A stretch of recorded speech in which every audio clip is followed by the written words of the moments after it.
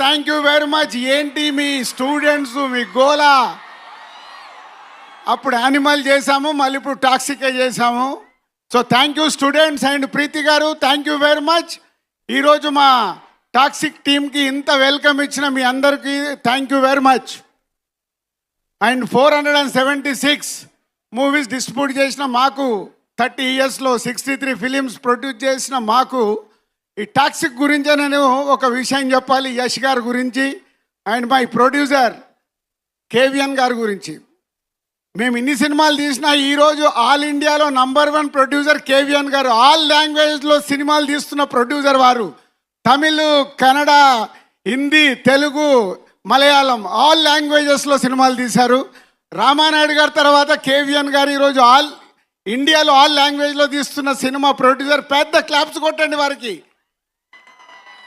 మొన్ననే తమిళ్ మన సీఎం గారు జననాయకన్, ఇప్పుడు యష్ గారితో టాక్సిక్, హిందీలో అక్షయ్ కుమార్ గారితో సినిమా, ఇలా ప్రతి లాంగ్వేజ్లో తీస్తున్న కేవిఎన్ గారు. చిరంజీవి గారితో మర్చిపోయాను, మెగాస్టార్ చిరంజీవి గారితో తెలుగులో సినిమా, ఇలా ప్రతి లాంగ్వేజ్లో తీస్తున్న కేవిఎన్ గారికి సార్ ఆల్ ది బెస్ట్. మీ విజన్ ఆల్ లాంగ్వేజ్లో చేస్తూ ఇండియన్ ప్రొడ్యూసర్ అవుతున్నందుకు కంగ్రాచులేషన్స్. అండ్ యష్ గారు,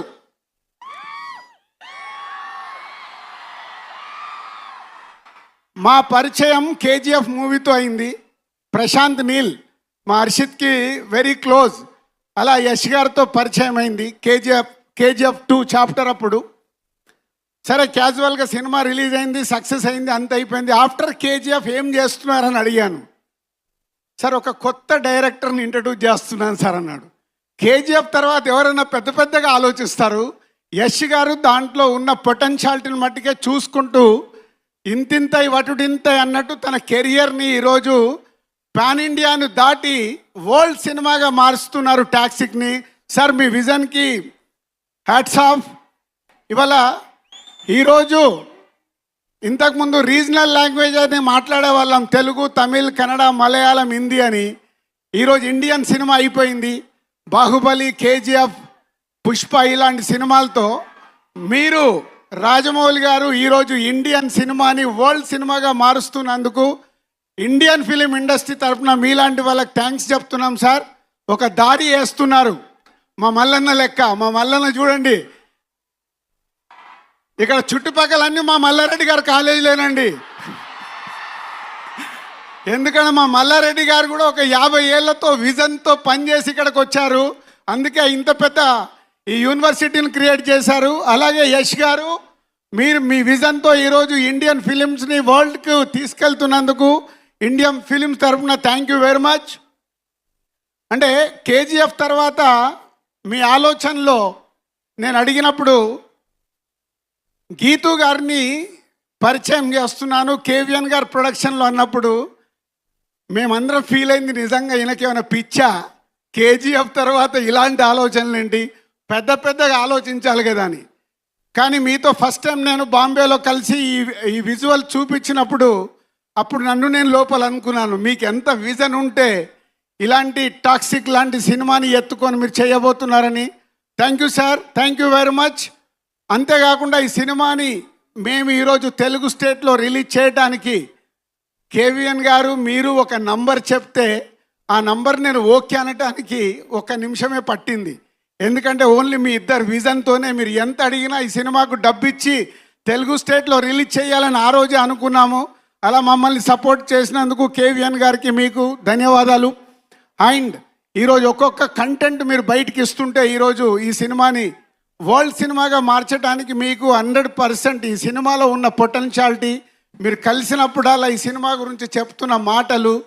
and 3 days back Vishal Mishra music composer, ఈ మధ్య నేను విశాల్ని కలిసినప్పుడు యష్ గారు ఈ సినిమా గురించి విశాల్ ఒక మాట అన్నాడు, రాజు భాయ్ ఏ 2000 करोड़ का फिल्म है, इंडिया में 2000 करोड़ कलेक्ट करेगा. वाह विशाल, चलो आपका वर्ड के साथ हमारा केविएन साहब को, यश सर को और गीतू मैडम को सबको all the best. And Kiara and other all cast and crew all the best, thank you very much. And Hyderabad, yes, మన సౌండ్ మామూలుగా ఉండకూడదు. యానిమల్కి ఇక్కడి నుంచే మొదలు పెట్టాం, ఇప్పుడు టాక్సిక్ ఇక్కడి నుంచే వాళ్ళకు ఒక సౌండ్ వెళ్ళాలి. ఓకేనా? Thank you. And Mallanna thank you, and Preethi గారు thank you very much. Dil Raju garu వెళ్లే ముందు ఒక క్వశ్చన్ అండి. అంటే మన యష్ గారితో డైరెక్ట్ సినిమా తెలుగులో ఎప్పుడు? యష్ గారు సినిమా కన్ఫర్మ్ చేశారు కానీ అది ఎప్పుడు నాకు తెలియదు, వారికి తెలియదు. యష్ గారు ఎంత క్లియర్ అంటే,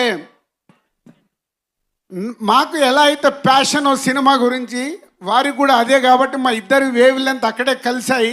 వారు ఒకటే చెప్తారు, సార్ మనం కలిపి చేయబోయే సినిమా అదే కథ వెతుక్కుంటూ వస్తుంది, నేనే చెప్తానన్నారు. I'm waiting. వారు రాఖీ